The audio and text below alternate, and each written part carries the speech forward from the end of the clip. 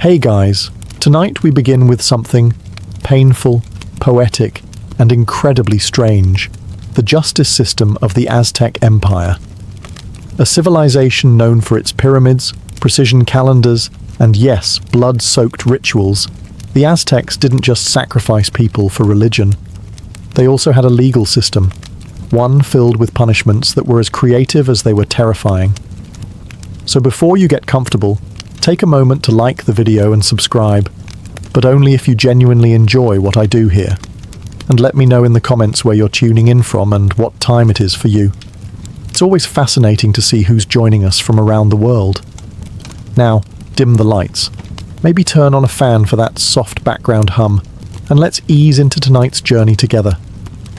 Imagine stealing food and being dragged naked through the city while chili powder is rubbed into your wounds. Or being forced to inhale smoke until you passed out. All because you cut down the wrong tree. These weren't the acts of a madman. This was Aztec law. And in their world, punishment was both performance and policy. So what were some of the strangest, most brutal, and occasionally hilarious ways the Aztecs kept order? Let's begin. When people think of the Aztec Empire, they often picture heart sacrifices, blood-soaked pyramids, and priests with obsidian knives. Not exactly a civilization known for its warm approach to human resources. But here's the thing. The Aztecs didn't just swing blades at anyone who annoyed them. They had a legal system, and it was surprisingly organized. Sophisticated even. Brutal? Absolutely. But not chaotic. Aztec justice had rules, codes, and a structure that would make your HOA jealous. Laws were written into a code known as the Huehuetlatolli, a set of wise sayings and instructions that covered everything from marriage and market conduct to how not to die painfully in public. These laws were passed down through generations, and while there weren't any leather-bound law books, there were judges, actual, specialized officials who took their jobs very seriously. No powdered wigs, just stern faces and an excellent memory for punishment options. And yes, they had appeals courts. You could argue your case to higher judges, though your chances were slim if the community already saw you as that guy who stole the corn twice. Judges were often priests or elder nobles, people considered wise, experienced, and highly trained in the legal traditions. They weren't above taking bribes, sure, but if you were caught bribing them, you could be executed. So really everyone played the game carefully. What made Aztec justice truly unique was its mix of morality and pageantry. Justice wasn't just served, it was performed. Punishments were designed to teach lessons, not quietly behind closed doors, but loudly, publicly, and often with props. You didn't just pay a fine for a crime, you were shaved, painted, dragged, or symbolically transformed into a warning poster with legs. And here's the most Aztec part. Some punishments changed, depending on your social class. Nobles were held to higher standards, and harsher punishments. A commoner might be fined or flogged. A noble who did the same thing could lose land, titles, or his head. So no, Aztec justice wasn't random. It was sharp, stylish, public, and a little theatrical. And if you broke the law, the empire made sure you never forgot it, and neither did your neighbors. So you've broken a law in the Aztec Empire. Maybe you drank pulque underage. Maybe you stole a basket of maize. Or maybe, and let's hope not, you cut down a sacred tree. Whatever your crime, you're about to meet the Aztec court system. Don't bother calling your lawyer. There aren't any. The Aztec courts were highly structured, but not exactly what you'd call cozy. Think more stone platform surrounded by stern men in feathered cloaks than cozy courtroom drama. The trial would take place publicly, often in a plaza or temple court, and it wasn't designed for theatrics, unless you count the part where someone might be shaved, painted, or whipped in front of a crowd. Cases were typically heard by judges known as tlaxitlan, wise elders or noblemen trained in the laws and customs of the empire. They weren't just randomly assigned. They had to study for years, memorize large sections of law code, and learn how to spot a liar from 10 paces away. You didn't argue with them. unless you really liked the sound of public flogging. The accused could defend themselves, and sometimes a family member or elder might speak on their behalf. But let's be honest, unless you were incredibly persuasive or very, very lucky, things probably weren't leaning in your favour. There were witnesses, evidence, and even multiple courts, including a high court and an emperor-level appeal. Yes, you could take your case all the way to the top, but the journey there was rough, and if the emperor decided you were guilty, well, let's just say there wouldn't be much paperwork afterward. One thing you'll notice quickly: the Aztecs didn't believe in dragging things out. No long trials, no years of debate. Judgments came fast, and punishment often came the same day. That's efficiency. Terrifying, skin-peeling efficiency. Also, no jails. Aztec society didn't warehouse criminals. You were either fined, humiliated, enslaved, or executed, and sometimes all four. But you were never forgotten. Aztec courts weren't about legal rights or clever technicalities. They were about moral clarity, social order, and public spectacle. So if you're standing before an Aztec judge, straighten up, speak carefully, and try not to sweat too obviously. They notice that sort of thing. In most cultures, kids who misbehave get a timeout, or maybe a stern lecture. In the Aztec Empire, they got something a little more intense. Meet the chili smoke chamber. Possibly history's most dramatic method of saying, listen to your mother. In Aztec households, obedience wasn't optional. Children were expected to work, listen, respect their elders, and contribute to the home. The idea was simple. Train them early to be good citizens, hard workers, and future warriors or weavers. And if little Cuauhtémoc didn't want to sweep the floor or dared to talk back, he got the chili.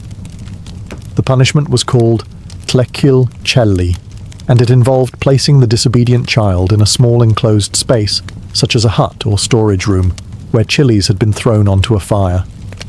As they burned, the room filled with a smoke so intense it made your eyes burn, your throat close up, and your sinuses scream. Think pepper spray, but with spiritual intent. The child wasn't harmed physically, at least not permanently, but the experience was unforgettable. They weren't beaten, bruised, or bloodied. Instead, they were overwhelmed.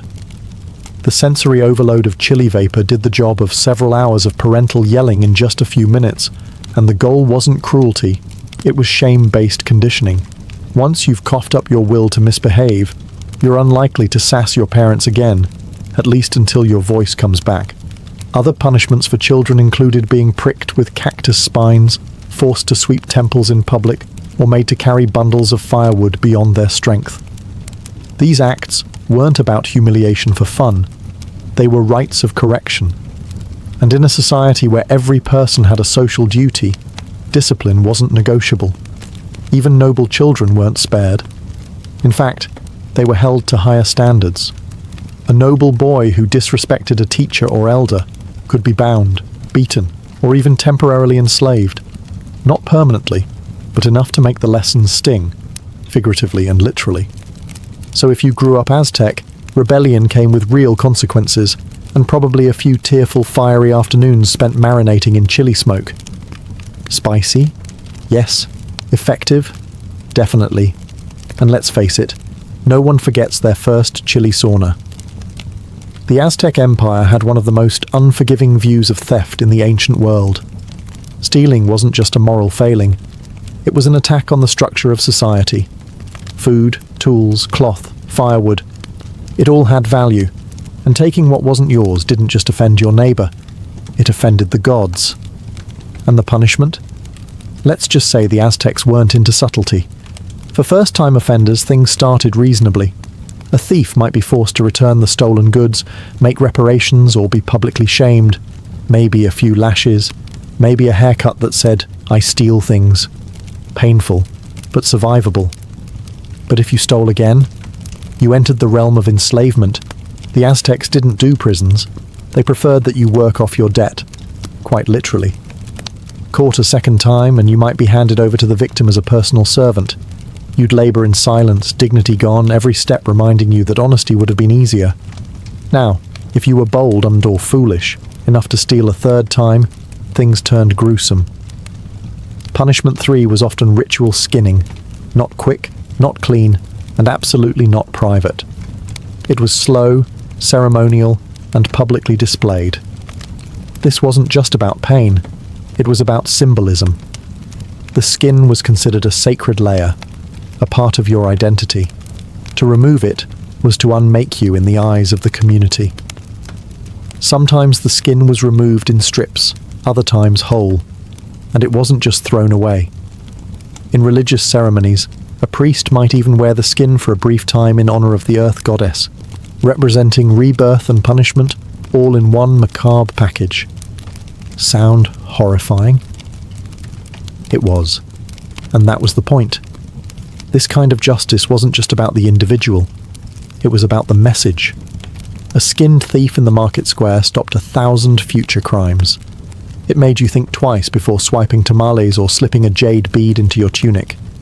The Aztecs believed in law, in consequence, and in the power of example. And their message was clear. Steal once, we'll warn you. Steal twice, we'll work you. Steal 3 times, you won't be needing your skin. In the Aztec Empire, marriage was serious business. Not just a social contract, but a sacred bond tied to cosmic balance, family honor, and economic alliances. So when someone broke that bond with a little romantic extracurricular activity, the punishment was not divorce court. It was death by blunt object. Let's begin with the basics. Adultery wasn't treated as a private scandal. It was a capital crime, publicly prosecuted and severely punished. And it wasn't just men who got to point fingers. Women could accuse too. But if you were caught, the empire didn't do therapy. If a man was found sleeping with another man's wife, the husband had options, and none of them involved second chances. The most common penalty? Public execution, often by bludgeoning with a stone club, a heavy instrument called a makuahuitl. It was a sword-like weapon embedded with obsidian blades, but for domestic dishonor, the blunt version got the job done, painfully and thoroughly. Sometimes the punishment wasn't left to the courts. In certain cases, the wronged spouse could carry out the sentence personally. Talk about closure. Women caught cheating faced equally grim fates. Death by strangulation, stoning, or being thrown off a cliff were all on the table, depending on the region and the exact nature of the betrayal. Nobles, of course, were held to stricter standards, because when the wealthy cheat, it's not just scandal, it's potential dynastic collapse. And let's not forget the drama. If the affair was exposed publicly, the accused might be paraded through the streets, mocked, shaved, painted, all before meeting their final punishment. Shame was not a side effect. It was part of the sentence. Now, if someone accused you falsely, that was another story. Lying about adultery could get you executed as well. The Aztecs didn't tolerate character assassination unless it came with evidence, and they took witness testimony seriously. So no rumor-mongering for revenge, unless you liked playing with obsidian. At the heart of it all, Aztec marriage was a sacred institution, and violating it wasn't just a moral slip. It was an insult to society, gods, and law. So if you ever wondered whether ancient civilizations cared about monogamy, in the Aztec Empire, the answer was yes, to death. You've heard of being punished for theft, murder, even adultery. But what about cutting down the wrong tree? In the Aztec Empire, some trees weren't just wood with leaves, they were sacred. They represented the gods, the ancestors, or the very balance of nature.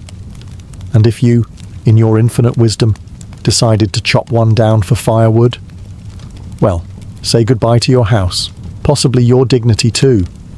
Certain trees, especially those planted near temples, marketplaces, or shrines, were considered protected by divine right. Damaging one was seen as a spiritual offense, not just an act of vandalism. You weren't just hurting nature, you were insulting the cosmic order. The punishment? For a first offense, you might be publicly beaten, often with cactus spines or thorny branches. Yes, They made nature punish you with itself. Poetic justice with a prickly edge. But that wasn't the worst of it. In many cases, you'd also be forced to pay restitution, in the form of goods, labour, or even losing your home. Your property could be confiscated or burned, and in some regions the offending tree cutter was paraded through the town, while villagers hurled insults and occasionally pebbles. The idea wasn't just to hurt you physically, it was to let everyone know, this idiot messed with the gods' landscaping, and if you were a repeat offender, you might be enslaved, especially if the tree you harmed was near a sacred site. Because apparently, if you couldn't respect the roots of a tree, you didn't deserve roots of your own. To modern ears, it might sound absurd, punished for trimming a branch. But to the Aztecs, this was serious. Nature wasn't passive. It was alive, sacred, and deeply connected to the divine. Trees, rivers, mountains, they weren't resources. They were relatives, and harming them without permission was like slapping your grandmother and hoping nobody noticed. So yes, if you lived in the Aztec Empire, you needed to know your botany laws. That tree outside your neighbour's house? Better ask first. The shady one in the marketplace? Definitely don't touch it. Because in this world, ignorance isn't bliss. It's just flammable property and bruises from thorns. In most cultures, teenage drinking ends with a lecture, a bad hangover, or a very awkward ride home with your parents. In the Aztec Empire, it ended with execution. Let's get one thing straight. The Aztecs weren't anti-alcohol. They had a beloved sacred drink called pulque, made from the fermented sap of the maguey plant. It was frothy, slightly sour, and loaded with ritual significance. Pulque was used in religious ceremonies, festivals, and even funeral rites. For adults, especially elders and priests, it was considered medicinal and divine. But if you were a teenager, one sip was a death sentence. Young Aztecs were expected to be disciplined, respectful, and absolutely sober. Pulque was for those who had earned it, through battle, age, or wisdom. Youth was a time for learning, not partying, and drunkenness among teens wasn't just frowned upon, it was seen as moral collapse. So if a teenager was caught drinking, the punishment was swift and harsh. A first-time offender might be shaved bald, a mark of shame. Sometimes they were paraded naked through the streets, while villagers hurled insults or trash. A mobile reminder that good choices are better than fermented ones. But for repeat offenders, the sentence escalated fast. Execution by strangulation or beating, often in public. The method wasn't designed for drama, it was designed for memory. One teenager hanging from a pole was all it took to sober up the rest of the neighbourhood for a generation. Even noble-born youth weren't spared. In fact, they were held to stricter standards. A prince caught drinking might face ritual humiliation in the royal court, or be sent to live in a cold, remote temple as punishment. The message, privilege doesn't excuse foolishness. Why so severe? Because the Aztecs saw drunkenness as a kind of spiritual rot, a gateway to laziness, disrespect, and disobedience. And in a civilization that depended on order, discipline, and cosmic balance, a tipsy teen was a ticking time bomb. So next time you imagine a wild Aztec party, remember, unless you were old, high-ranking, or involved in a funeral, your pulque cup stayed dry. Otherwise, your throat wouldn't. In the Aztec Empire, work wasn't just a chore. It was a virtue, a sacred expectation, a civic duty written into the social fabric. Everyone, from commoner to noble, had a role to play in the great cosmic machine. So what happened if you didn't pull your weight? Let's put it this way. You'd be working again very soon, just not by choice. Laziness, idleness, slacking off, these weren't treated as personality quirks. They were considered offences against the gods, particularly Tlaloc, god of rain and agriculture, and Tezcatlipoca, who kept a sharp eye on moral behaviour. The gods didn't give you good harvests, so you could nap in the shade. If you disrespected the order of labour, the Aztecs made sure you'd feel the consequences. If a man refused to work, refused to help his family, or consistently ignored his civic duties, he could be dragged into the marketplace and publicly shamed. His head might be shaved, his clothes replaced with rags. In some cases, he'd be forced to wear rotten garments or carry bundles of firewood through the town while people shouted things like, "Behold the man who does nothing." But that was the gentle version. Repeat offenders might be beaten with rods, tied to a post, or, if their laziness was seen as willful defiance, sold into slavery. Not forever, but long enough to learn the lesson. You're either useful or you're used. Even noble-born youths were monitored closely. If a young man of high rank refused to train for war or skipped temple duties, his family could request that he be sent to a house of youth correction, which sounds like summer camp, but was really more like a military boot camp with cactus punishments. Laziness among women wasn't ignored either. Though women had different duties, grinding maize, weaving, tending the home, they too could be shamed for neglect. Mothers were expected to raise hard-working children, not ones who lounged around chewing maize husks. The Aztec belief was simple. Idleness disrupts harmony. A lazy person risks their family's well-being, their community's balance, and the favor of the gods. So if you were planning to lounge around the Chinampa and skip your corn harvesting chores, better start running. Because the punishment wouldn't be quiet, and it wouldn't be optional. In the bustling heart of the Aztec Empire, the Tianquistli, or marketplace, everything was negotiable, except honesty. Selling rotten fruit, watered-down pulque, or fake obsidian was not just bad business. It was criminal behavior, and the Aztecs had zero tolerance for marketplace mischief. You weren't just breaking a rule. You were betraying the gods who blessed commerce, agriculture, and fair exchange. Every seller, whether hawking tamales or trading jade, was expected to abide by strict ethical codes.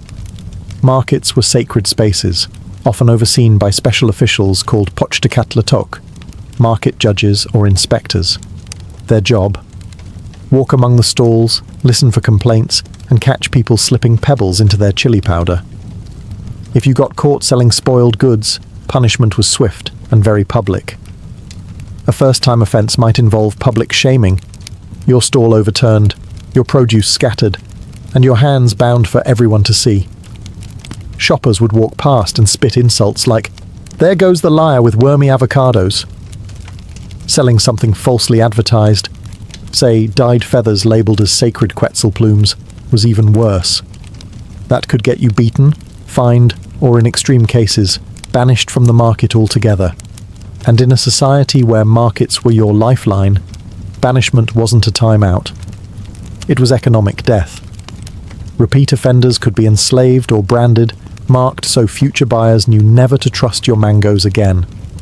If your fraud caused real harm, like selling toxic herbs as medicine, you might even face execution, especially if the victim was of noble status.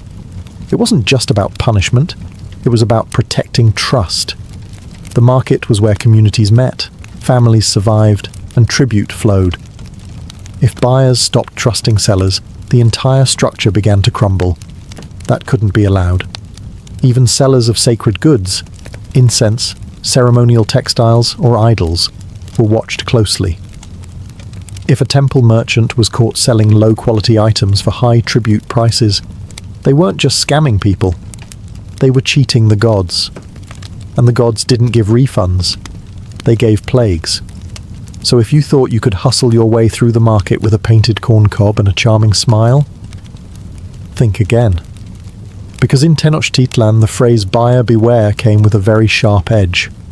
If you ever found yourself standing in an Aztec courtroom, surrounded by elders in feathered cloaks and facing judgment under the piercing gaze of a priest judge, here's one golden rule: do not lie. Seriously, don't embellish, don't misremember, and absolutely don't invent your own version of the truth. Because in the Aztec Empire, false testimony wasn't just unethical, it was deadly. The Aztecs held truth as a sacred principle, not just a courtroom courtesy. Telling the truth meant upholding order, harmony, and divine balance. Lies, on the other hand, corrupted the social structure and offended the gods, especially Tezcatlipoca, the god of night, judgment, and truth. He didn't appreciate your creative storytelling. Court trials depended heavily on witness testimony. There were no security cameras, no forensic labs, just your word against someone else's. And that word carried serious weight. So when you lied in court, you weren't just tipping the scales. You were potentially sending someone to their death or enslavement unjustly. The punishment for perjury? Execution, often by strangulation, stoning, or being clubbed to death, depending on the region and the severity of your deceit. If the lie was proven after the trial, and your false words led to someone else's suffering, you'd often be made to suffer the same fate you caused them. It was poetic justice, with sharp edges. Even lesser lies came with serious consequences. Public beatings, banishment, or ritual humiliation could follow. You might be painted black, the colour of deceit, or shaved bald and paraded through the market with a sign around your neck reading something like, "Talks too much, tells too little truth." False accusers weren't just punished for lying. They were seen as threats to society itself, willing to manipulate justice, harm others, and risk divine anger for selfish gain. Aztec law wasn't about technicalities, it was about moral clarity. And in their eyes, truth was sacred, binding, and non-negotiable. So if you ever stood in the plaza, accused of a crime, and thought a small fib might get you off the hook, remember, in the Aztec Empire, the truth could set you free, but a lie, it could bury you. The Aztecs believed in second chances, just not very many of them. Their legal system was harsh, but not heartless. A first offence might earn you a warning, a fine, or a good public flogging to help you remember the lesson. A second time, and you'd face something more intense, maybe public humiliation, servitude, or the loss of your possessions. But a third offence, that's when things got serious, like ritual execution serious. To the Aztecs, repeated crimes weren't just a nuisance, they were proof that you had refused to live in balance. And balance, in Aztec worldview, was everything. The crops grew because society worked. The sun rose because people obeyed their roles. So when someone broke the law again and again, they weren't just annoying, they were a threat to cosmic order. Let's say you were a thief. First time, you return the goods. Second time, you're enslaved. Third time, you're skinned. Slowly, in public, with the full backing of the law and, very possibly, the neighbourhood. Or maybe you lied in court. Again. The punishment wasn't just harsher than before. It was symbolic.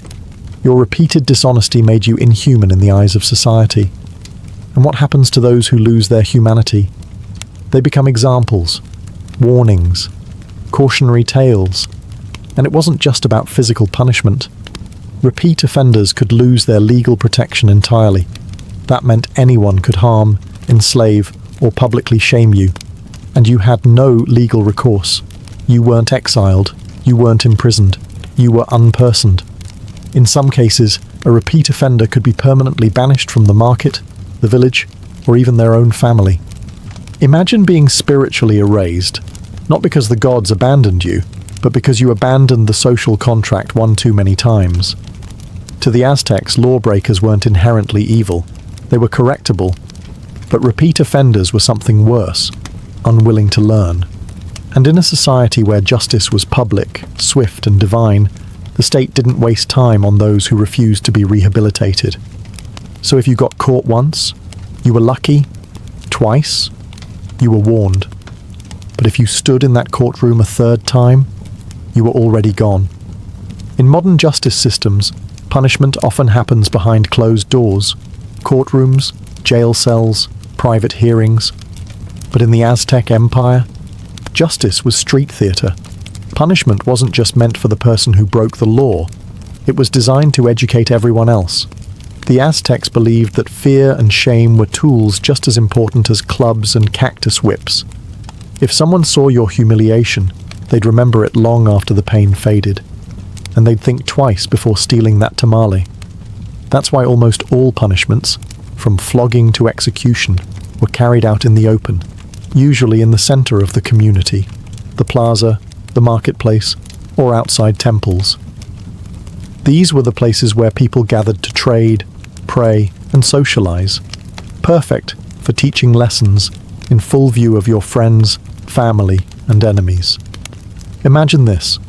You're caught lying or stealing. You're dragged to the plaza. A crowd gathers. Your clothes are torn. Your head might be shaved. You're painted with black soot to mark your shame. And then, the punishment begins. A beating, a binding, maybe a good chili smoking in a hut if you're still young and reckless. Children who disrespected elders might be made to carry heavy bundles of wood, barefoot, across town. Lazy workers could be paraded with signs around their necks. Adulterers could be stoned or strangled before a sea of silent, or not so silent, onlookers. Public punishment wasn't random cruelty. It was a ritual of memory. The Aztecs understood human psychology. Pain fades, embarrassment echoes. And that echo kept society in line. There were no prison systems, no lifelong incarcerations. The point wasn't to disappear wrongdoers. It was to transform them, or destroy them, in full view. Even executions were spectacles. A thief might be flayed, not in some dark back room, but in the square where he once sold stolen goods. His punishment became a living parable for every passerby. In Aztec law, privacy was for the innocent. The guilty were meant to be seen, heard, and remembered, not just for what they did, but for what happened next. Because in this world, your real sentence wasn't just death or pain, it was becoming the lesson. In the Aztec Empire, punishment wasn't just about what you felt. It was about what you represented. It wasn't enough for you to hurt. You had to be seen, interpreted, and above all, understood. Because justice in Tenochtitlan wasn't just a legal process. It was a performance. And you? You were the unfortunate star. Let's say you stole something. Food, tools, clothing. If it was your first offense, maybe you weren't beaten. Instead, your head was shaved, your body painted with black soot, and you were paraded around in humiliating clothes. Torn, oversized tunics or rags tied in knots that made you look ridiculous. Not physically painful, but symbolically devastating. Or say you lied in court. You might have your lips stained with charcoal to mark your deceit. Everyone would see it. Everyone would know. It didn't matter if you told the truth later. The stain told its own story. Even colours had meaning. Black was associated with deceit and shame. Red might mark a serious offence. Striped or dyed clothing could be reserved for public punishments. The Aztecs understood that the human eye doesn't forget what it's been trained to fear. Noble offenders were treated no differently. In fact, worse. A noble child caught drunk might be dressed as a commoner and forced to sweep temple floors, a clear inversion of his status. To an Aztec audience, that image was powerful. This is what happens when the privileged dishonor their role. Even punishment tools were symbolic. Being beaten with cactus spines was not just about the pain.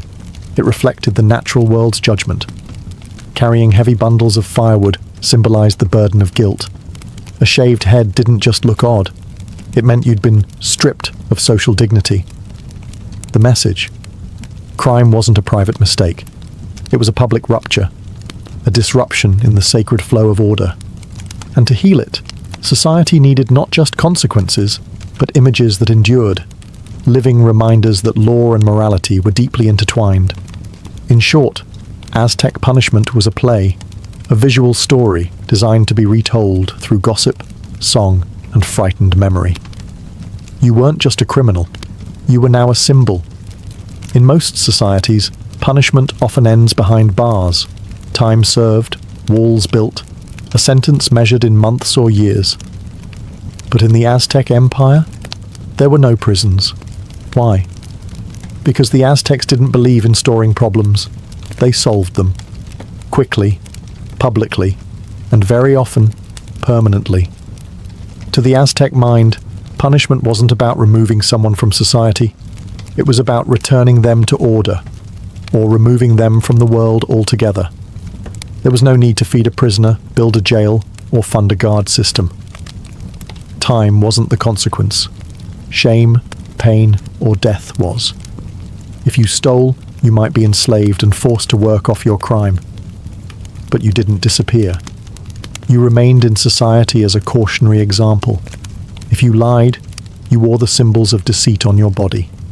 If you committed a serious offense, the punishment came swiftly, with the community watching and the gods invoked.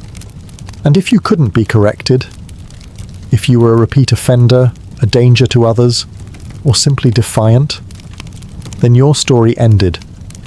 Not behind a door with iron bars, but in the marketplace, the plaza, or the temple steps, with no need for parole. Even noble prisoners, such as captured enemy rulers or high-ranking criminals, weren't jailed. They were housed temporarily in ritual captivity, treated according to status until their scheduled execution or sacrifice. Their time wasn't served. It was counted down. There were, however, small holding rooms, not prisons, but places to detain someone briefly before their punishment. These were sparse, guarded by warriors, and not used for rehabilitation. You weren't sent there to change. You were sent there to wait. This system worked because Aztec law relied on immediacy and visibility. Delayed punishment weakened its impact.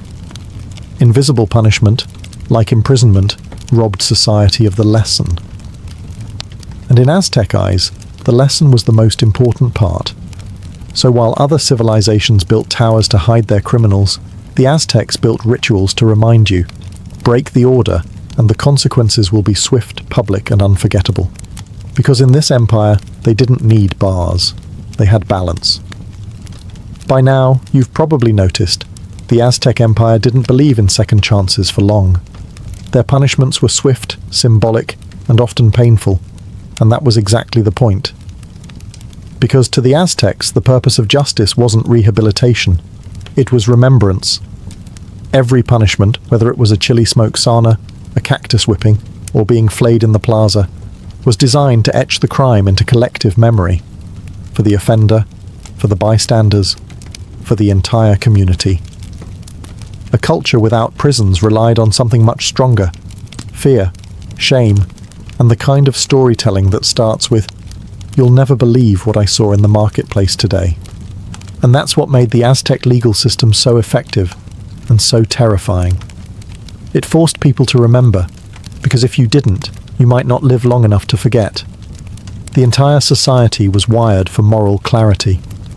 Children were taught early that wrongdoing brought not only pain, but spectacle. Adults knew that crime wasn't just a personal failure. It was a cosmic imbalance. The gods didn't want lengthy court cases. They wanted action, and the Empire delivered. But here's the twist. For all its brutality, the system worked, at least for them. Social order was maintained. Markets ran smoothly. Children were respectful. Priests weren't pickpocketed during ceremonies. And if you ever thought about breaking a rule, all it took was one glance at the guy with the shaved head and soot-smeared face limping past you, and suddenly you remembered the rules quite clearly. The Aztecs didn't just punish, they performed morality. Every crime was an opportunity for education. Every consequence was theatre. You learned not by reading a scroll, but by witnessing a punishment you never wanted to experience yourself. And if you couldn't learn, well, the system had room for that too. In a society without long-term prisons, non-learners were recycled into warnings. You either remembered the rules, or you didn't survive long enough to break them again. That was Aztec justice, swift, symbolic, and unforgettable in all the ways that mattered. Before she was the scourge of Roman merchants and the symbol of seaborne defiance, Chota was a woman navigating the brutal politics of a rising Illyrian kingdom. She didn't inherit her throne in peace. She married it. As the wife of King Agron of the RDA tribe, one of the most powerful Illyrian coalitions on the eastern Adriatic coast, Tuta entered a world dominated by warlords, smugglers, and maritime raiders. Agron was a formidable king, known for his military ambition and expansionist campaigns. Under his leadership, Illyria became a naval force to be feared. But in 231 BCE, his sudden death from illness or perhaps a drinking binge, depending on which ancient gossip you believe, left the throne in a precarious position. And Tutor stepped in, not as a grieving widow, but as the regent commander for her underage stepson, Pinnes. This was not a ceremonial position. Tutor didn't sit behind silk curtains waiting for advisors. She took the reins of power, and more importantly, of the navy. Her rule came at a time when piracy wasn't just tolerated. It was practically a national pastime. Illyrian pirates weren't criminals in the eyes of their own people. They were the backbone of the local economy. They raided merchant ships, demanded tribute, and controlled key trade routes through the Adriatic and Ionian seas. Under Tutor's regency, piracy didn't just continue, it expanded. She encouraged it, licensed it, and defended it fiercely. To her, it was a legitimate form of warfare, and to many Illyrians, it was an honourable profession. Tutor knew what she was doing. In a world where Athens had faded and Rome hadn't yet fully reached across the sea, she saw a vacuum, and she filled it with Illyrian sails. But while she may have had the Adriatic under control, her boldness would soon provoke a power that didn't take kindly to maritime interference. Rome, slowly but confidently expanding its reach, was watching. And as Illyrian piracy bled into Roman trade routes, Tutor's reign would no longer be a local affair. It would become an international problem, one the Romans decided needed a very permanent solution. The Queen of the Rocks and Sea had stirred a giant. Tutor's pirates weren't just raiding isolated merchant boats. They were striking at Roman convoys, demanding tribute from Greek cities under Roman protection, and even plundering ports along the western coastline. To Rome, this wasn't piracy. It was an insult. And Romans were not famous for letting insults go unanswered. By 230 BCE, Roman senators had had enough. The Senate dispatched a formal diplomatic mission to Tutor's court, a warning cloaked in diplomacy, but with a blade behind the back. The lead ambassador, a Roman named Lucius Coruncanius, was known for his bluntness. His instructions were clear. Tell the Illyrian queen to stop the piracy, or Rome would take action. When the delegation arrived, they were likely met in Scodra, Tutor's capital. Imagine the scene. Marble columns, Illyrian guards with crested helmets, and a queen seated not in fear, but in full command. Tutor welcomed them. But when they delivered Rome's message, her response was frosty. She gave them the kind of answer only a monarch with salt in her veins would give. In her own words, as later recorded by Roman historians, she claimed that Illyrian kings had always permitted their subjects to make a living however they pleased, including through piracy. She essentially told Rome that what happened at sea was out of her hands. It wasn't exactly the answer Rome wanted. And then came a fatal mistake. One of the Roman envoys, perhaps emboldened by Roman pride or just plain arrogance, insulted Tutor, publicly. He accused her of acting like a woman, implying she was weak, emotional, and unfit to rule. Whether it was sexism, diplomacy, or sheer stupidity, that remark cost him his life. Not long after, he was assassinated on Tutor's orders, a decision that would echo all the way back to the marble floors of the Roman Senate.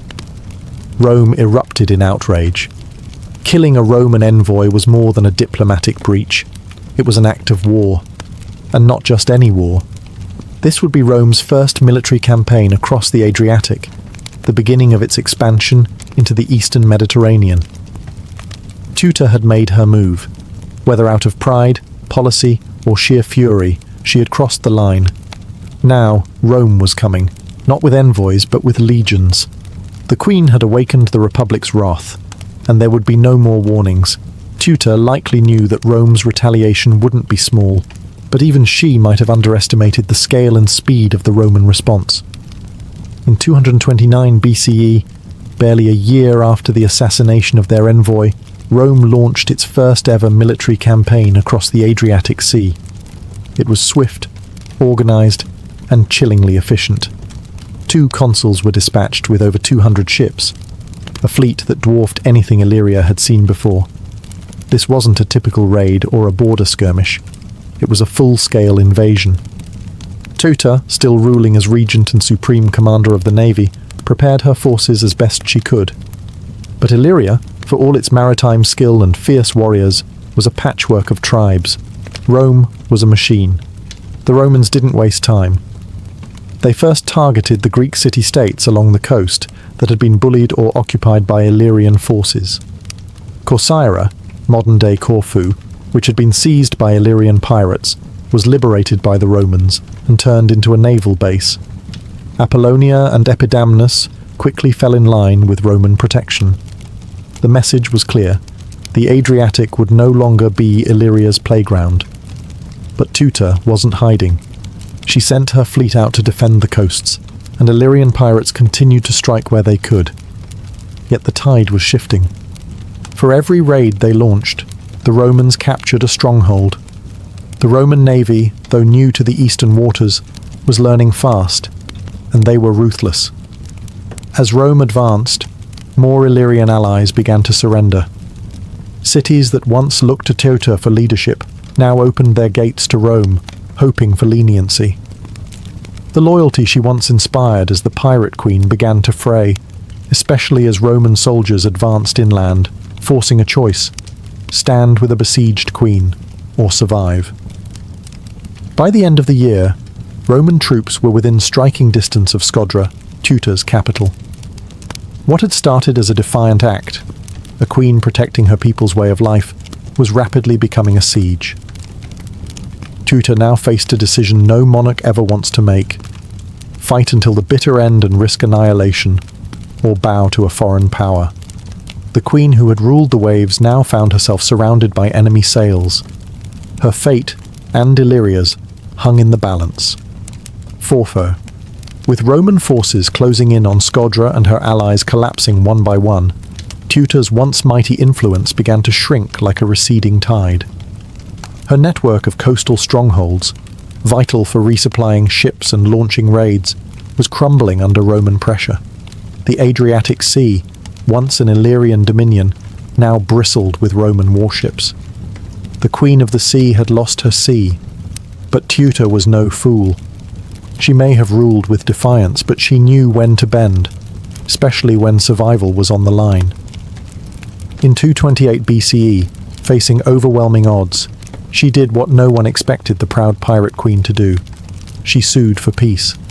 The negotiations were humiliating by design. Rome wanted to make an example of her. They demanded she give up most of the Illyrian coastline, surrender key forts, and, most painfully, abandon her beloved navy. Tuta was allowed to rule only a small inland portion of her former kingdom. And even there, she had to promise never to sail beyond a narrow stretch of coastline with more than 2 unarmed ships. 2 unarmed ships. For a woman who once commanded fleets, it was a symbolic castration. The sea was no longer hers. The title of Pirate Queen had been forcibly retired, and the Adriatic now answered to Rome. But even in surrender, Tuta wasn't completely broken.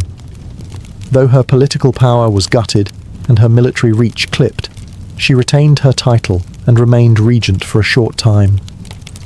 Her ability to survive the storm, quite literally, showed the cunning and realism that had defined her rule. In a world where other rebellious rulers were often executed or dragged in chains through Roman triumphs, Tuta was spared. Perhaps Rome respected her tenacity, or perhaps they feared turning her into a martyr. Still, her influence faded quickly. Soon after the peace agreement, Tuta disappears from historical record. Her stepson Pinnes would eventually rule in name, though always under Roman oversight. Tuta, once a queen with command over waves and warriors, faded into silence. But she was far from forgotten. In Roman memory, she was the first to challenge them on the open sea. And in Illyrian legend, she remained a symbol of resistance. a woman who dared to defy a rising empire and nearly got away with it.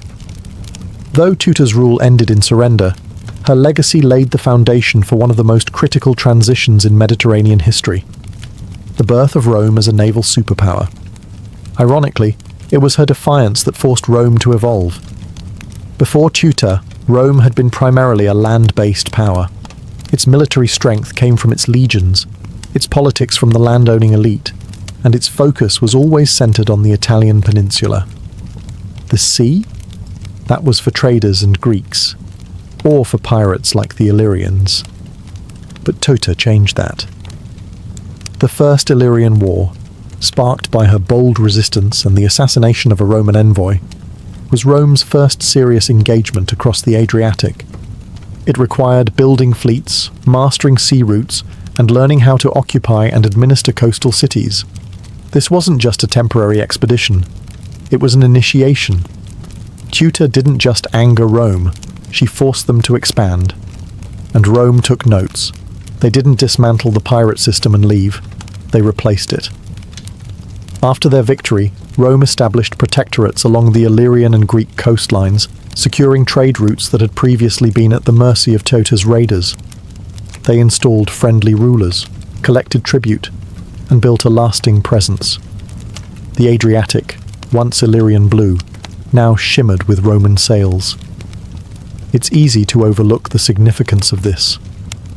But without Tutor, without the crisis she caused, Rome might never have become a naval empire so early. She was, unintentionally, a catalyst. Her resistance prompted innovation, her aggression triggered a transformation, and her fall marked a strategic shift in Roman foreign policy, from guarding borders to crossing them. Of course, she didn't do this willingly. Tutor's goals were never to teach Rome how to build an empire. She was fighting to protect her people's independence, to legitimize Illyrian seafaring, and to hold on to her authority in a man's world. But like so many historical figures caught in the gears of empire, her legacy would be written by her enemies. Still, one can't help but wonder, had Tutor not challenged Rome? Would the Republic have crossed the Adriatic so soon? Or would it have remained a landlocked empire for another generation? Either way, Tutor's actions had changed the map, and history, ever the trickster, remembers even reluctant revolutionaries. Tutor's story isn't just about pirates and power struggles, it's also about gender. She wasn't simply a ruler. She was a woman ruling in a brutal, male-dominated world, where command was usually earned on horseback or through bloodline, preferably both. And yet, here was Tutor, commanding fleets, making diplomatic decisions, executing envoys, and triggering international wars. The ancient world wasn't kind to female leaders. When women ruled, chroniclers, especially Roman and Greek, often resorted to caricature.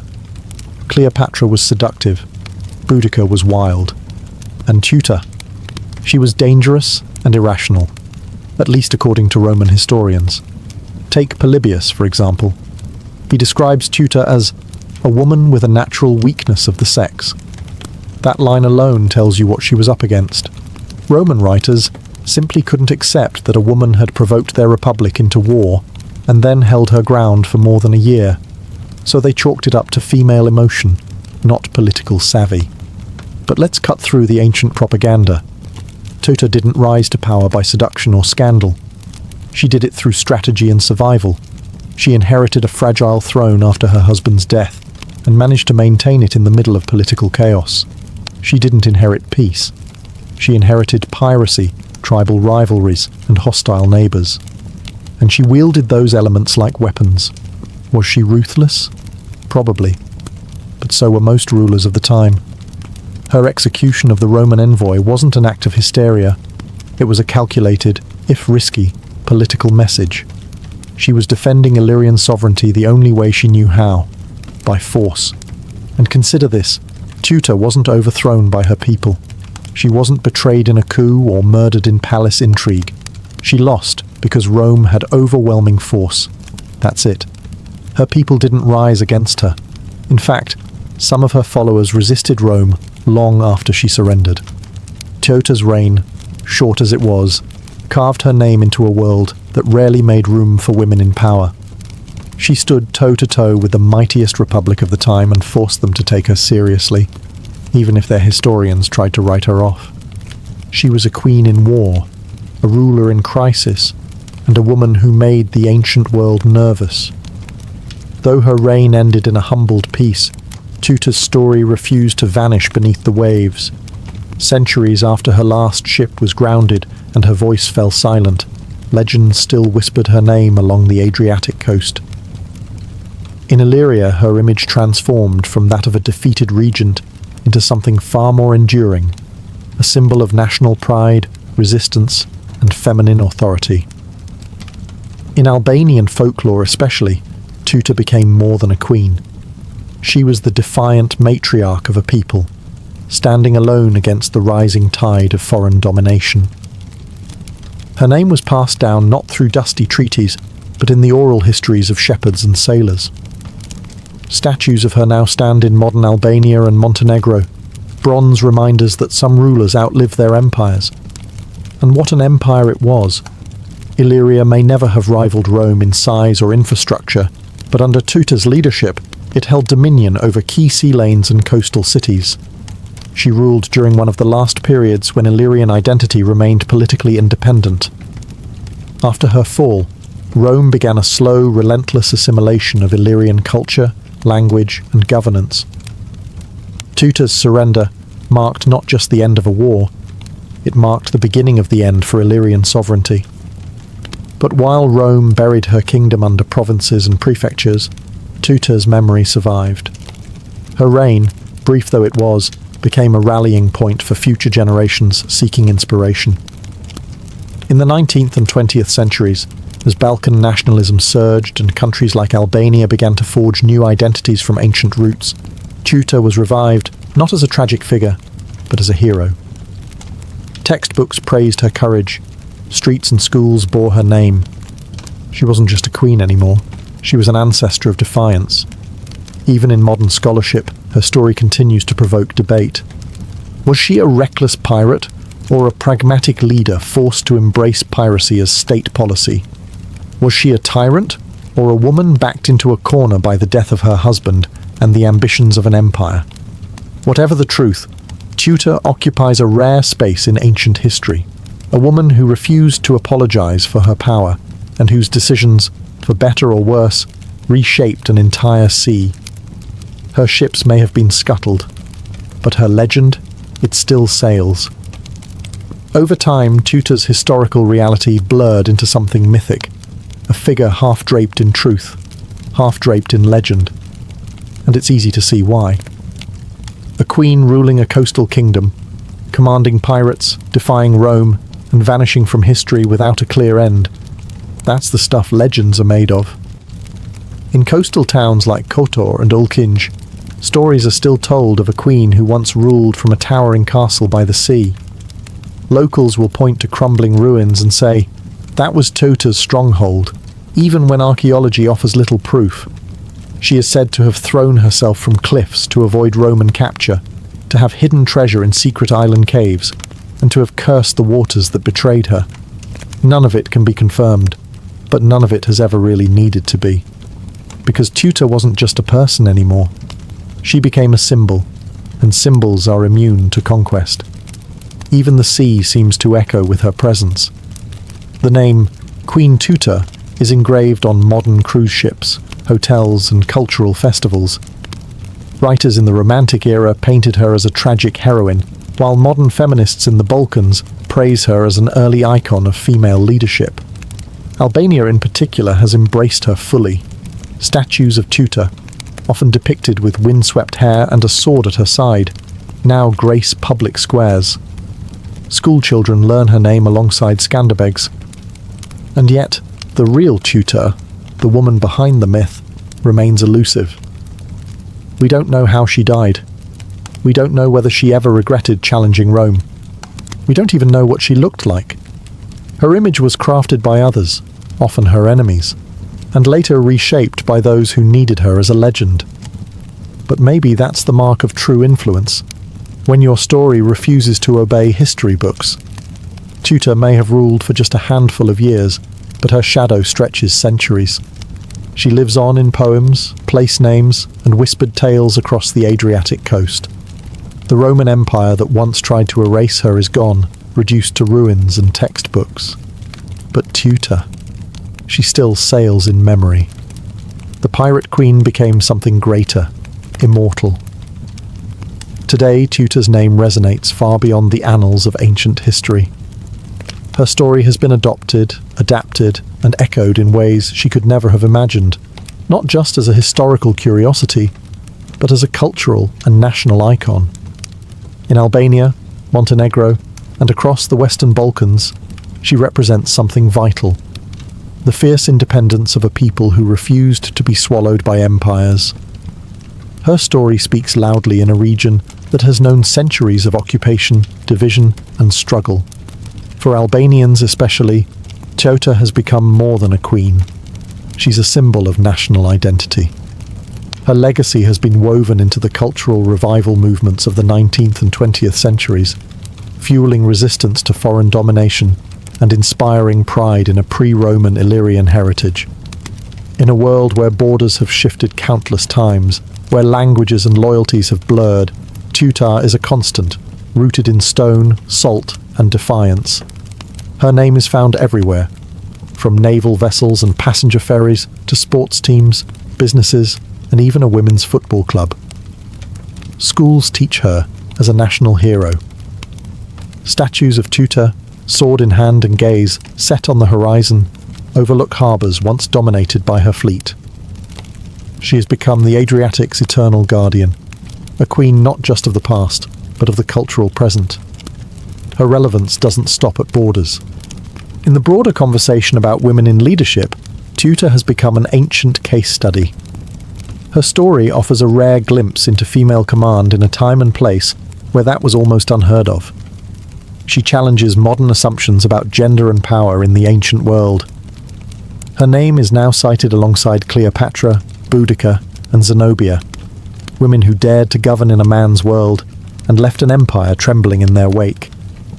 And perhaps that's the most remarkable part, that a woman so poorly documented by her contemporaries, remembered mostly through the insults of Roman writers, now stands tall as a figure of empowerment, sovereignty, and bold resistance. Tutor ruled for only a few stormy years, but her name has weathered centuries, and in every port that still remembers her, every story whispered to a child about the queen who defied Rome, Tutor sails on, not in warships, but in memory. The sea was her kingdom, and the story her lasting throne. 1803, the United States pulled off one of the most astonishing real estate deals in history. With the stroke of a pen and the exchange of $15 million, President Thomas Jefferson bought a colossal piece of land from France, the Louisiana Territory. This wasn't a few acres outside New Orleans. This was over 800,000 square miles of uncharted wilderness, stretching from the Mississippi River all the way to the Rocky Mountains and beyond. Jefferson was thrilled. The land would ensure room for westward expansion and secure control over vital trade routes. But there was one small problem. Nobody really knew what was out there. Maps were vague. Rumours swirled about giant mountains, woolly mammoths, a mythical northwest passage to Asia, and river systems that could either carry you to the Pacific or nowhere at all. Jefferson needed answers, and fast. He wanted to turn that blank map into something tangible, something real. So, he devised a plan. Send a small elite team west to explore the new territory, chart its geography, establish relations with native tribes, and ideally, find a direct water route to the Pacific Ocean. For this unprecedented task, Jefferson turned to Meriwether Lewis, his personal secretary, a former army captain, and someone with an insatiable curiosity for science and nature. Lewis, in turn, chose William Clark, an old friend, military veteran, and skilled outdoorsman, to co-lead the journey. The pair had different personalities. Lewis was introspective and intense, while Clark was steady, practical, and social. But together, they balanced each other perfectly. Their mission was to gather information, not to conquer. They were to take notes on everything: animals, plants, rivers, rocks, and languages. They were diplomats, naturalists, and explorers rolled into one. But let's be clear, this was not a stroll through the woods. The expedition would carry them through untamed rivers, dense forests, scorching plains, and snowy mountains. There were no supply stations, no GPS, no lifelines, just handwritten journals, iron determination, and the hope that the Pacific lay somewhere out there in the fog of the West. Thus, the stage was set. A young nation had bought a vast mystery, and two men were about to step into it, armed with nothing but their courage and a mandate from the president. Before they could step into the wilderness, Lewis and Clark needed a team, and not just any band of travelers.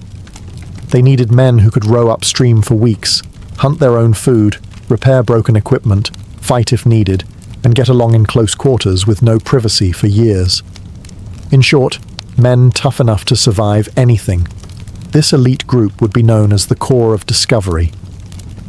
In the winter of 1803-1804, the recruitment began.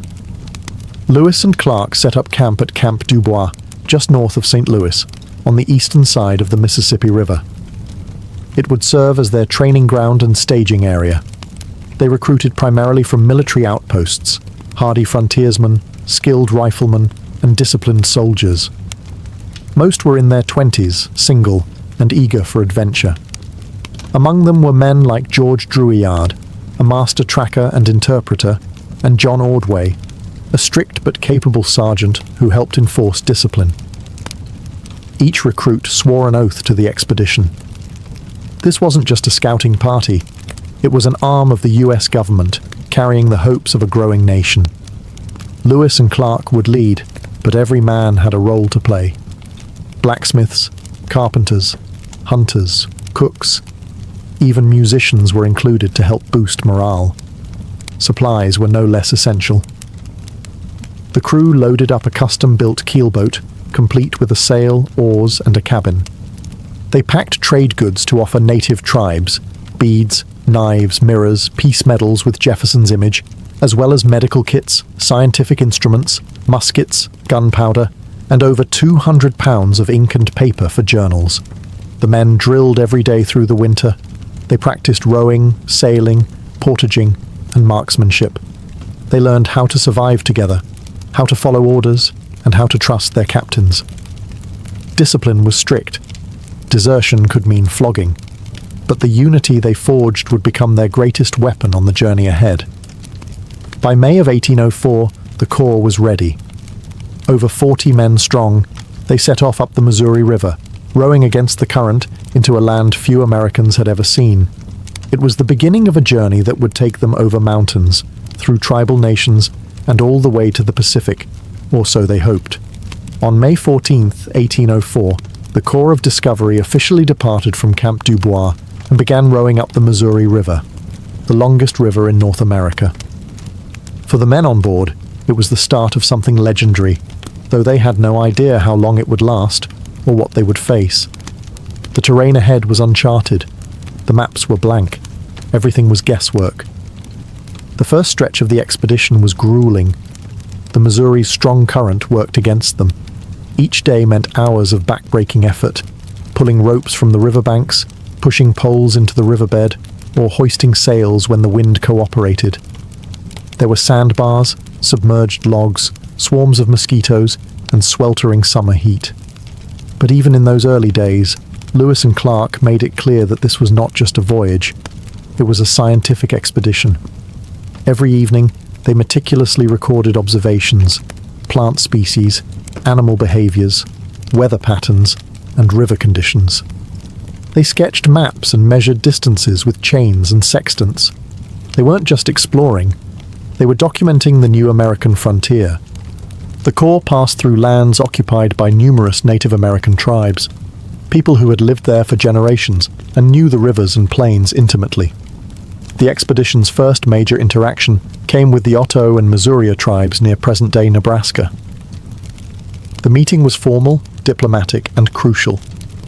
Clark presented gifts and medals, while Lewis explained the United States' new claims over the territory. a concept that many native leaders viewed with skepticism. Still, diplomacy prevailed for now. The corps pressed on.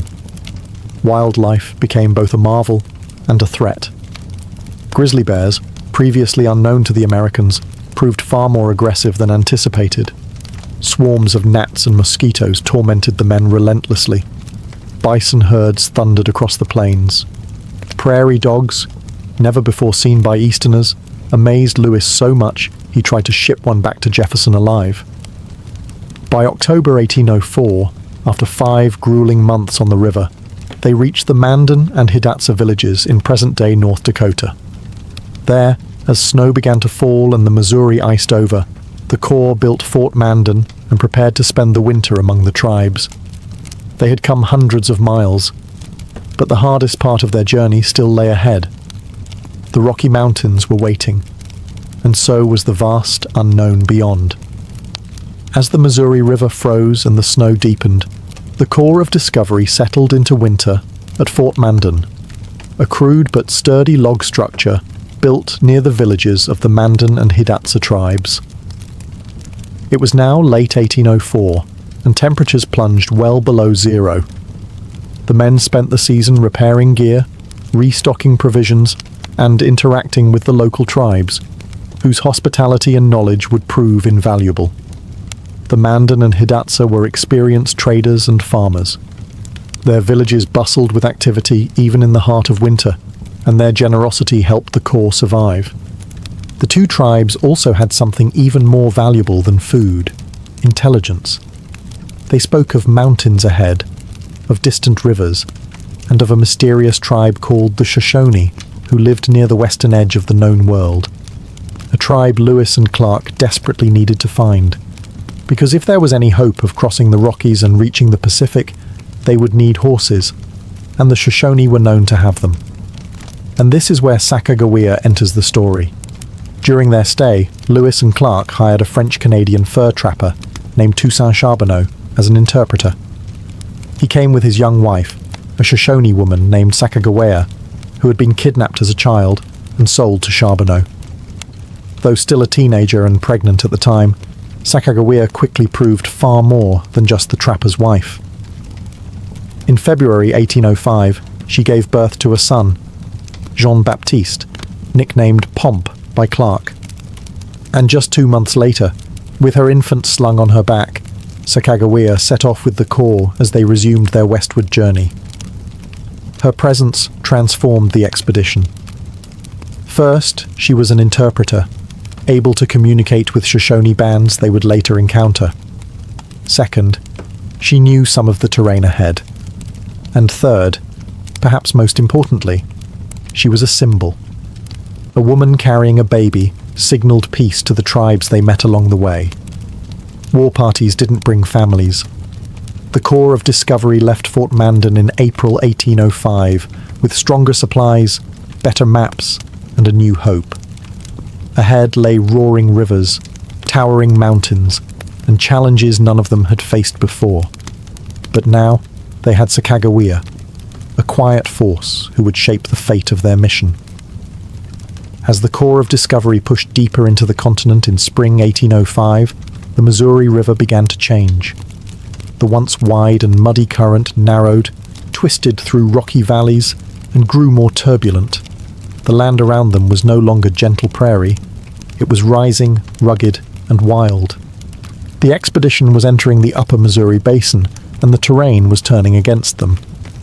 They soon encountered one of their most daunting physical challenges, the Great Falls of the Missouri. Instead of the single waterfall Lewis had anticipated, they faced a series of 5, a 21-mile obstacle of rapids and cascades. The Corps had to carry boats and supplies across dry land in a brutal portage. It took over a month of exhausting labor. The men hauled tons of cargo across prickly pear cactus fields and swarms of biting insects, all while dragging hulking boats over rolling terrain with makeshift wheels. Despite the hardship, the portage was also a turning point. The falls confirmed that the expedition was on the right track. Native accounts had mentioned the falls, and reaching them proved that the fabled Northwest Passage, if it existed, might lie just beyond. But the river didn't lead them to an easy route west. Instead, it led them straight into the Rocky Mountains. By August 1805, the Corps had reached the three forks of the Missouri, where the river splits into the Jefferson, Madison, and Gallatin. They followed the Jefferson River, tracing Sacagawea's childhood memories in hopes of finding her people. Soon, they encountered a small group of Shoshone, and in an extraordinary twist of fate, the chief turned out to be Sacagawea's own brother, Camorwait. The emotional reunion couldn't have come at a better time. Through Sacagawea and the newly gained trust of her tribe, the Corps secured horses and guides, essential for the next leg of the journey. The dream of a water route to the Pacific was fading, but with horses and Shoshone support, crossing the Rockies was now possible. The river had brought them far, but now it was the mountains that would test them. And the next few weeks would prove to be the most grueling of the entire expedition. With Shoshone horses now secured, and the dream of a Northwest Passage by water officially dead, the Corps of Discovery faced their next and most grueling ordeal. Crossing the Bitterroot Mountains, a snow-cloaked range in western Montana and Idaho that made the Rockies look merciful. This was not exploration anymore. This was survival. Guided by the Shoshone and later the Nez Perce, Lewis and Clark led their men into the high passes of the Bitterroots in September 1805, right as early snowstorms began to hit. The path was a nightmare, steep, narrow, and blanketed with snow. The men slipped along icy trails, their hands and faces cracked from cold. They had no game to hunt. Their horses were collapsing from starvation, and the men were reduced to eating candles, soup made from animal hides, and whatever roots they could scavenge. At times, they could barely move a mile per day. By the time they descended into Nez Perce territory, the Corps was on the brink of collapse. They were emaciated, exhausted, and barely alive. The Nez Perce could have attacked them. They had the numbers and the element of surprise. But instead, the tribe chose mercy. The Nez Perce fed the men dried salmon and camas root and helped them recover. It was a pivotal moment. Without the Nez Perce, the expedition might have died right there, buried in a mountain pass. Once they recovered, Lewis and Clark cached their horses and built new dugout canoes. The rivers, now the Clearwater, the Snake, and eventually the mighty Columbia, would carry them the rest of the way to the Pacific. But they knew something now that they hadn't known at the start. There was no direct water route across the continent. The Northwest Passage that generations of explorers had hoped for simply didn't exist. The mountains cut the continent in half. Still, they had made it across. The Corps pressed on, racing against the coming winter, braving new rivers and new dangers. But spirits were rising again. They had endured the worst nature could throw at them, and the smell of the ocean was no longer a fantasy. It was real. And just ahead, Chapter 7, Reaching the Pacific. In October 1805, after months of hardship, the Corps of Discovery emerged from the wild interior and began their descent down the Columbia River, a waterway that would lead them finally to the Pacific Ocean. For the first time in over a year, they were traveling downstream. The land was changing. The air was wetter, the forests denser, and the rivers teemed with salmon. But it wasn't smooth sailing. The Columbia, though majestic, was treacherous. Rapids, whirlpools, and jagged rocks made navigation dangerous. One wrong move could smash a canoe and send supplies, or men, to the bottom. Several boats capsized, equipment was lost. Yet the Corps pressed on, driven by something stronger than fear, the nearness of their goal. Along the way, they passed through lands inhabited by powerful and populous tribes, the Walla Walla, the Yakima, the Chinook, and others. Trade and diplomacy continued. In some cases, tensions rose, especially when tribal customs clashed with the Corps' military discipline. But no battles broke out, and many tribes offered fish, roots, and information in exchange for trinkets, knives, or Jefferson's silver peace medals. Then, in mid-November 1805, they saw it. The Pacific Ocean. Or more precisely, they saw the Columbia River's estuary, churning with tidal waves and storm winds. Clark wrote in his journal, "Ocean in view. Oh, the joy." They had made it. After more than 4,000 miles, across rivers, plains and mountains, the cause of discovery had reached the far western edge of the continent. But the Pacific didn't exactly roll out a red carpet. The cause arrived just in time for a miserable coastal winter. Rain fell for weeks, winds howled, supplies were low. The men were cold and soaked. Food was harder to find than expected, and trading with local tribes proved complicated. The Corps voted, including Sacagawea and Clark's black slave York, on where to spend the winter, eventually selecting a sheltered spot south of the river. There they built Fort Clatsop, near modern-day Astoria, Oregon. They would remain there for the next 4 months, documenting coastal wildlife, crafting maps, and preparing for the long journey home. The mission was half over, but the most perilous part still lay ahead. Getting back. Alive. In March 1806, after 4 soggy, bone-chilling months at Fort Clatsop, the Corps of Discovery packed their gear, burned what they couldn't carry, and turned eastward. They had made it to the Pacific, but getting home would be no victory lap. The return trip was every bit as challenging as the journey west. Their supplies were low, their clothes were worn to rags, and the spring rains turned trails to mud. Once again, they relied on the generosity of native tribes to survive, including the Clatsop, Nez Perce, and Walla Walla, trading what few items they had left for food, horses, and directions. Recrossing the Bitterroot Mountains was as miserable as the first time. Snow still covered the high passes, and game was scarce. The men were thinner, hungrier, and more weathered, but more experienced too.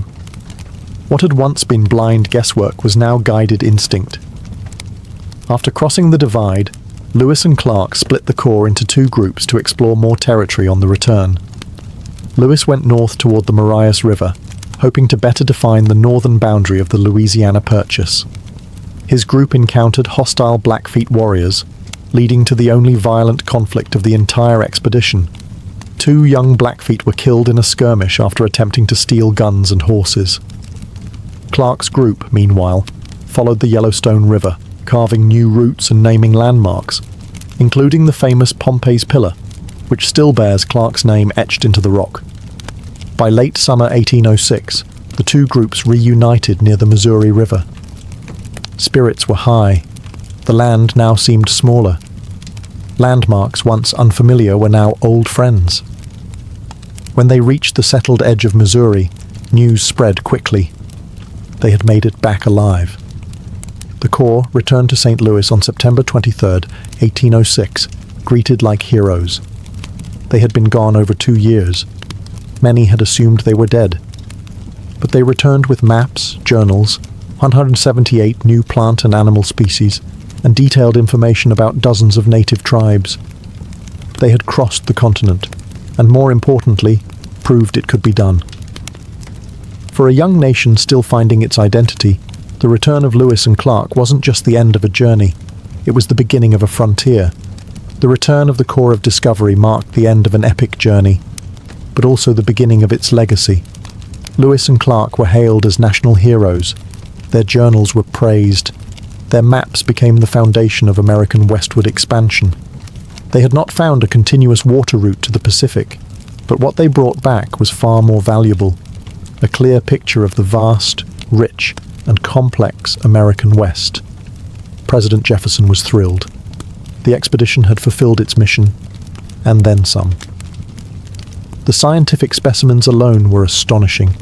Plants, animals, fossils, even live animals like prairie dogs and magpies were sent to Washington.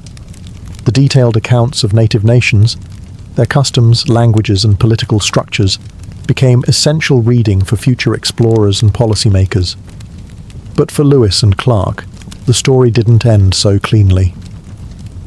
William Clark went on to a long public career. He became governor of the Missouri Territory and superintendent of Indian Affairs. He raised Sacagawea's son, Jean-Baptiste, nicknamed Pomp, and continued to engage with native tribes throughout his life, sometimes as a friend, other times as an enforcer of US expansion. Meriwether Lewis, however, struggled. Appointed governor of the Louisiana Territory, he was plagued by political conflict, debt, and declining mental health. Just 3 years after the expedition, in 1809, Lewis died under mysterious circumstances, likely suicide, along the Natchez Trace in Tennessee. He was only 35. As for Sacagawea, her life after the expedition remains partly veiled in uncertainty. Records suggest she died young, in 1812, though some oral traditions claim she lived much longer. What's clear is that her presence was essential. Without her, the Corps might never have made it through the Rockies or gained the trust of key tribes. Her strength, endurance, and quiet intelligence changed the fate of the expedition, even if the history books didn't always give her full credit. The Corps of Discovery reshaped how Americans saw their country. They showed that the continent was vast, interconnected, and already inhabited by diverse sovereign nations. They opened a door that would soon flood with settlers, soldiers, and ambition. Lewis and Clark didn't just explore new land. They stood at the edge of something far larger, the future of the United States, and it would never be the same. Beneath the thundering footsteps of tourists and the humming life of Istanbul, there lies a world carved in silence. A world that once kept the Byzantine Empire alive, drop by drop. It's called the Basilica Cistern, and if you didn't know to look for it, you might never suspect that under the cobbled streets and clatter of modern life, an ancient cathedral of water still breathes. Built in the 6th century, during the reign of Emperor Justinian I, the cistern is more than a storage tank. It is a palace turned inward. Measuring over 9,800 square meters, it held up to 80,000 cubic meters of water, all hidden beneath the city's foundations. But this wasn't just a pit. This was architecture, elegance, a subterranean marvel crafted with vision and purpose. Justinian ordered its construction following a catastrophic fire and series of rebellions that shook the city. His empire, already scarred by plague and riots, could not afford water shortages, not for its palaces, its public baths, or its citizens. The cistern was meant to ensure survival, to offer Constantinople a secret wellspring in times of siege and uncertainty.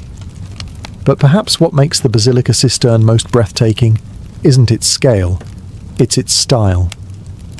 336 marble columns, each around 9 meters tall, support the arched ceiling like silent sentinels. Many were repurposed, stolen, some might say, from older pagan temples. Their styles don't quite match, hinting at the improvisation and urgency that accompanied their installation. As you descend the stone staircase and enter the chamber, the temperature cools. Moisture clings to the air. The surface of the water ripples quietly beneath wooden walkways. And all around you, shadows dance across columns bathed in amber light. This was never meant to be seen. Yet it was built with such reverence for form that it rivals any above-ground basilica in grandeur. It's an upside-down cathedral designed not to praise the heavens, but to hold the earth's most essential gift. Above, centuries of war, empire, and religion shifted. But below, in the stillness, in the darkness, the Basilica Cistern waited, hidden, preserved, and ready to be rediscovered by a world that had forgotten what lay beneath its feet. In the heart of ancient Constantinople, water wasn't just a necessity. It was strategy, survival, and sovereignty. The Basilica Cistern was not the city's only reservoir, but it was among the largest and most crucial.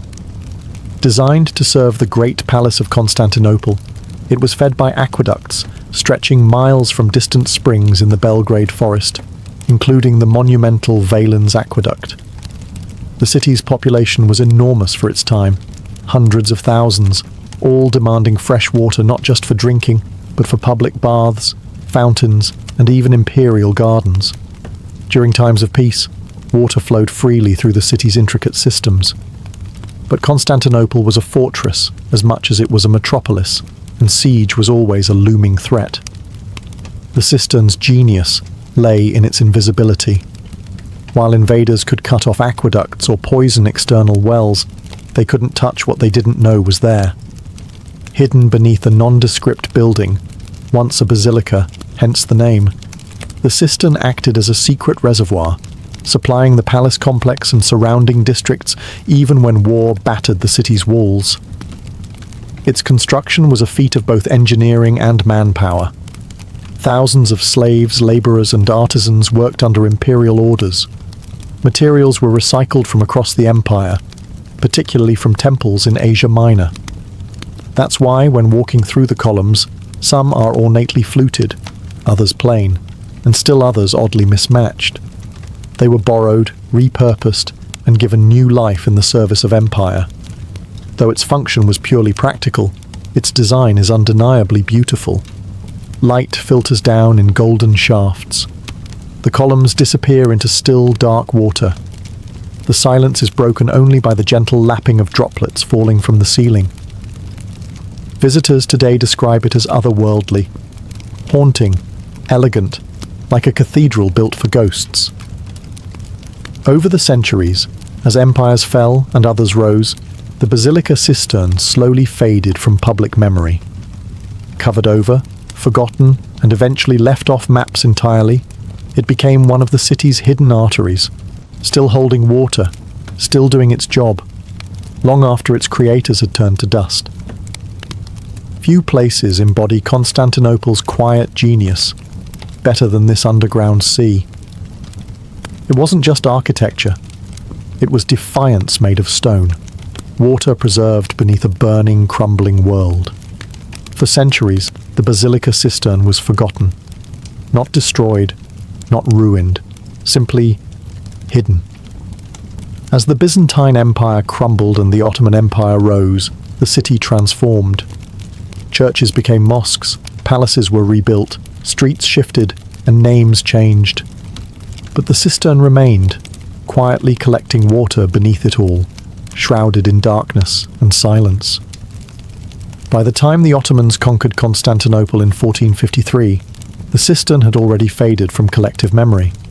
The Ottomans, brilliant architects themselves, had their own systems for water management. They rarely used the older Byzantine cisterns, considering them relics of another time. And so, the basilica cistern fell into obscurity, not demolished, just ignored. Yet, as is often the case with buried wonders, it couldn't stay hidden forever. Stories began to circulate. Locals in Istanbul's Sultanahmet district claimed they could draw up water, and even catch fish, by lowering buckets into holes in their basements. Some told of eerie echoes and voices coming from underground. Others swore their cellars stayed unnaturally cool, even in the sweltering summer. Curiosity stirred. It wasn't until 1545, nearly 1,000 years after its construction, that the cistern was formally rediscovered. A scholar named Petrus Gillius, working on topographical studies of the ancient city, listened to local rumours and investigated. Entering a private home, he descended by torchlight into the darkness.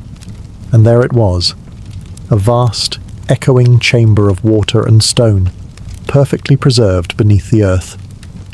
He described the space in awe, columns disappearing into the darkness, fish gliding through silent water, and the occasional faint ripple from above. His writings reintroduced the cistern to the world, and slowly, its legend resurfaced. Yet even after its rediscovery, the cistern remained mostly neglected. Locals occasionally used it as a well or a fishery, but it wasn't restored, lit, or open to the public. For centuries more, it remained the domain of shadows and whispers. It wasn't until the 20th century, with modern archaeology, tourism, and restoration, that the basilica cistern emerged once more as a wonder of Istanbul. But in that long sleep, sealed beneath a living city, it gathered something precious, mystique. And in that mystique, it became something more than a reservoir. It became a legend. Walking into the basilica cistern feels like stepping into a forgotten world, one where time hangs in the air like mist, and every sound is swallowed by stone. The moment your foot hits the wooden walkway, you're surrounded by 336 marble columns, rising from dark water like a forest carved by forgotten hands. Each one stands nearly 9 meters tall, supporting the vaulted brick ceiling above like ancient titans holding up the earth. But these columns weren't made for the cistern. They were recycled, pulled from abandoned temples, palaces, and forgotten ruins across the empire. Roman, Greek, and even pagan craftsmanship converged underground, making the cistern a kind of mosaic, not of colour, but of cultures. Some columns are smooth and plain. Others are ornately fluted, topped with Corinthian capitals. A few are chipped or asymmetrical, revealing their second-hand nature. It's as if each one carries its own forgotten story, divorced from its origin, reborn to hold water instead of gods. The ceiling, made of brick and mortar, forms a web of silent arches. The architecture is functional, yet awe-inspiring. The scale is almost spiritual. The air is cool, damp, and heavy with centuries. Light glimmers on the water's surface, reflecting the pillars and arches in shifting, hypnotic patterns. You can hear water drip from the ceiling, a gentle rhythm that echoes off stone and whispers into the cavern. Beneath the walkways, carp swim lazily through black water, descendants of those introduced long ago. They are the only living souls who've never left. There's a reverence here, not in the religious sense, but in the weight of time. You are surrounded by columns stolen from temples, set by the hands of slaves, forgotten by empires, and now carefully lit for modern eyes. The space is quiet, not because it must be, but because people instinctively fall silent, as if the cistern itself demands respect. This isn't just a ruin, it's a living memory of Roman grandeur, Byzantine pragmatism, Ottoman indifference, and modern wonder. The columns don't just hold the ceiling, they hold history, they hold silence, they hold the space between the ancient and the now, and ask nothing of you except that you listen. Tucked away in the far northwest corner of the cistern, past rows of shadowed columns and flickering reflections, lie two of the most mysterious and iconic elements of the basilica cistern, the Medusa heads. These massive stone carvings serve as the bases of two columns, their origins unknown, their purpose debated, and their expressions forever frozen in stone. The first Medusa head lies on its side, supporting a column as though casually discarded. The second is even stranger, upside down, her serpent hair hanging downward into the dampness, her face eerily calm. No plaque explains them, no inscription reveals their source. They simply are. Where did they come from? Most scholars believe they were brought from a late Roman temple, possibly dedicated to the goddess Athena, and reused as convenient building material. Another example of Justinian's empire repurposing its past. But the fact that two identical mythological figures were chosen, both hidden in a dark corner of the cistern, suggests something more than random recycling. Medusa, in Greek mythology, was a gorgon, a creature with snakes for hair whose gaze could turn men to stone. Symbolically, her image was often used as a form of protection, carved on doorways, shields, and floors to ward off evil. Could this be why she was placed here? A protective talisman beneath the surface, guarding the lifeblood of the city? Or is it something more political? Some historians argue that placing Medusa upside down or on her side was a symbolic gesture, a rejection of pagan power in favor of Christian rule, as if to say, the old gods are underfoot now, silent, powerless, but nothing is confirmed. And that's what makes them powerful. The dim lighting that falls on their faces, the sound of dripping water around them, and the way they rest under centuries of weight. It all creates a feeling that they are watching, not malevolent, not angry, just present. They are the unexplained echo in an otherwise orderly space. You come for the columns, you stay for the stillness, but it's the Medusa heads, silent, strange, and submerged, that haunt your thoughts long after you've gone. The basilica cistern is more than an architectural marvel. It is an experience of senses slowed. Step inside, and the modern world blurs. Your eyes adjust to the dim, amber glow. Your ears catch the echo of a single droplet falling from the vaulted ceiling. And suddenly, you're no longer in Istanbul. You're in a space where light, sound, and time drift differently. Sound behaves oddly here. Footsteps don't echo in the usual way. They ripple, bouncing softly off wet stone. Conversations are hushed, not out of etiquette, but instinct. The weight of centuries presses down. Even the fish seem to swim quietly, as if they too respect the silence. Then there's the light. During the day, a few natural shafts filter down from above. Pale sunbeams that pierce the gloom like searchlights from another world. At night, or in the deeper corners, modern lighting casts dramatic shadows across the columns, highlighting their rough textures and mismatched forms. Every twist of perspective reveals something new. A different column base, a change in ceiling height, the glint of moisture on a stone face. The still, dark water, only a few feet deep now, becomes a mirror. It reflects the columns above, doubling the height of the space and turning the cistern into a hall of illusions. At times, it's hard to tell where the stone ends and its reflection begins. The surface is occasionally broken by the gentle ripple of a fish or the fall of a droplet, as if the cistern is breathing. Slow, calm, ancient. In modern times, artists and musicians have been drawn here to perform. Its acoustics are unmatched. The hum of a single cello, the slow chant of a voice, becomes otherworldly. The cistern doesn't just echo. It holds sound, like it holds water, long after it's been made. But even without music, the space feels alive. Not haunted, but aware. Every arch feels like a gateway. Every column, a sentinel. Every sound, a whisper from another era. The basilica cistern isn't just something to see, it's something to feel. A sacred pause beneath the noise of a city. A place where shadow becomes story, and silence becomes a kind of song. For centuries, the basilica cistern existed in the margins, a practical space built for survival, later forgotten and then rediscovered.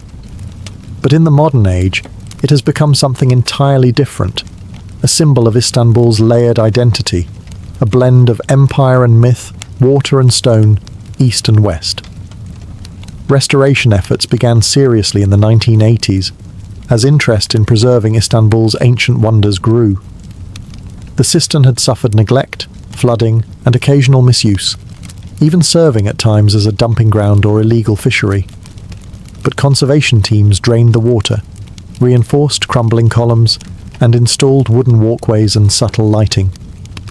By 1987, it was officially reopened to the public. Tourists began to trickle in, then flood in. What had once been invisible beneath the surface of the city became one of Istanbul's most visited landmarks. Travel magazines marveled at it. Photographers sought its shadows.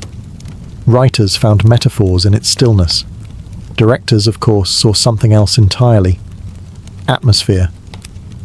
The basilica cistern soon became a cinematic backdrop, lending its haunting ambience to everything from documentaries to blockbusters.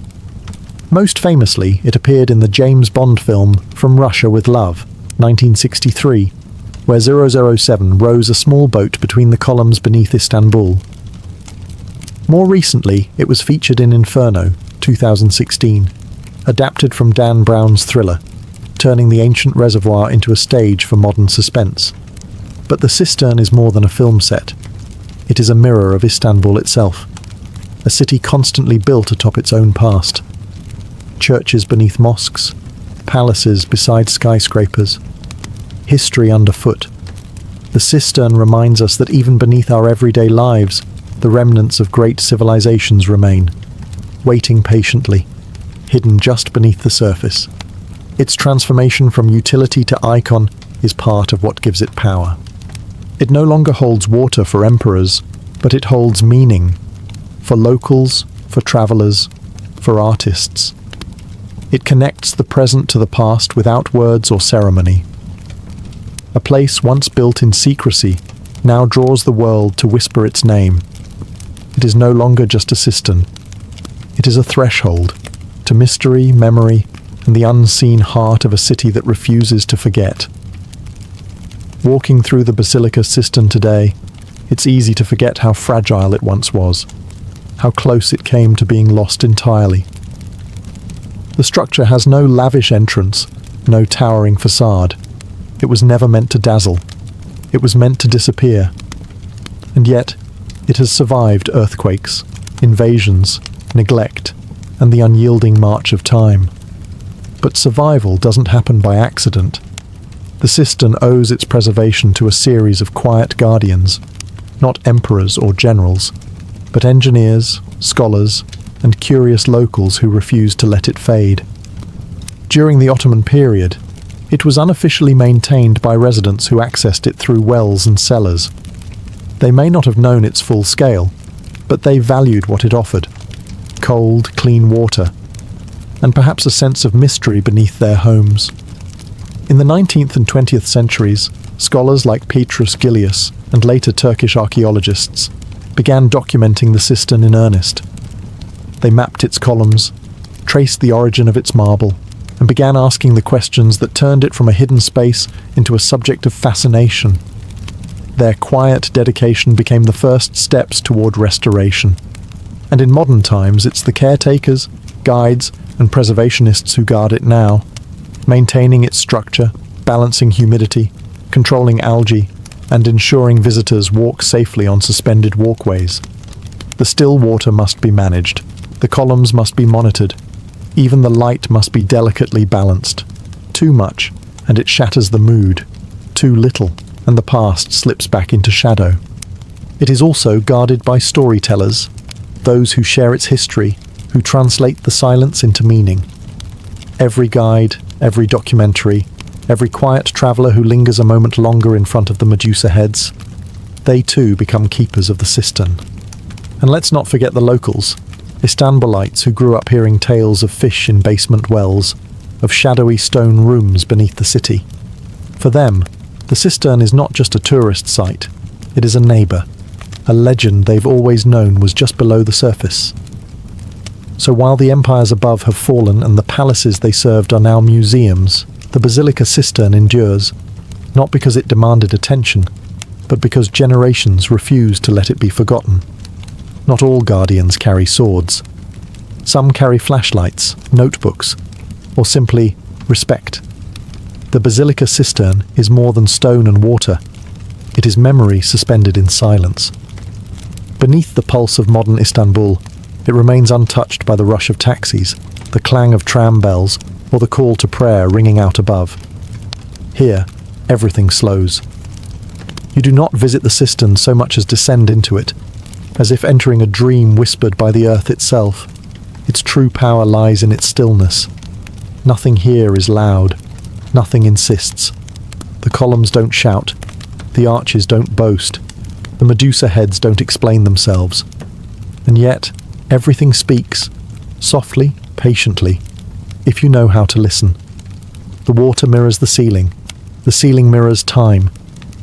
You begin to wonder if the place is really underground, or just outside the edge of reality. This isn't the kind of monument that celebrates conquest or faith. It doesn't have golden domes or mosaic saints. It simply endures. Its beauty is in how it refuses to vanish, how it turns the practical into the poetic. Built to hold water, it now holds wonder. Each visitor leaves with something different. For some, it's awe, that a structure so ancient could still be so intact. For others, it's tranquility, a moment of escape from the chaos above. And for many, it's mystery. Why were the Medusa heads placed that way? Who shaped these columns? How many forgotten hands laboured in silence to build this place that still breathes today? As the tour ends and you climb the steps back toward daylight, the spell doesn't quite break.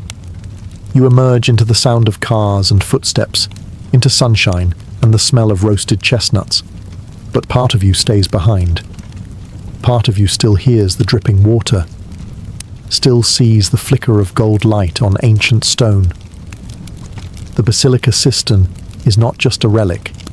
It is a reminder that beneath every empire, every city, every story, there is something deeper, something older, something waiting in the dark. Still waters run deep, they say, and in the heart of Istanbul, they echo forever.